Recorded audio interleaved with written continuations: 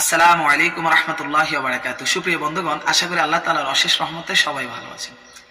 ভাই, দুই ভাই মিলে এক শরীকে অথবা দুই ভাই মিলে এক নামে কোরবানি করা যাবে কিনা, করলে এটা জায়েজ হবে কিনা, এটা আমাদের সমাজের মধ্যে এত ব্যাপক হয়ে গেছে যে এটা বলার অপেক্ষা রাখে না।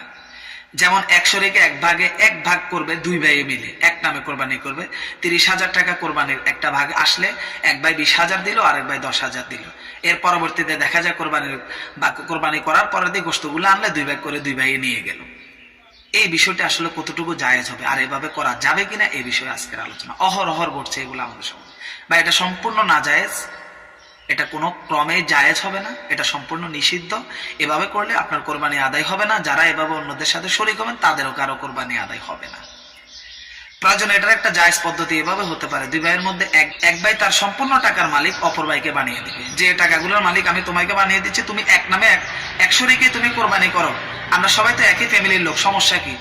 আমরা দুইজনে মিলে ভাগ করে এক নামে দেওয়ার কোনো প্রয়োজন নেই। ভাই, আমি টাকাগুলোর মালিক তোমাকে বানিয়ে দিচ্ছি, তুমি এর টাকাগুলোর মালিক হয়ে গেলে তুমি তোমার নামে এক শরীকেই করো। আমরা যেহেতু যৌথ ফ্যামিলিতে সবাই আছি একসাথে, তো একসাথে আমরাই তো এগুলি আমাদের ঘরের মধ্যে আমাদের বাসায় আসলে আমরা একসাথে খাবো, আমরা একসাথে আমরা এগুলো বিতরণ করবো, কোনো সমস্যা নেই।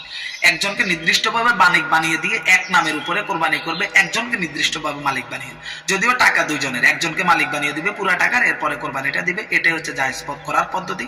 এই পদ্ধতিতে জায়েজ করা যায় এবং এই পদ্ধতিতে জায়েজ হবে। এর ভিন্ন পদ্ধতিতে করলে এটা জায়েজ হবে না।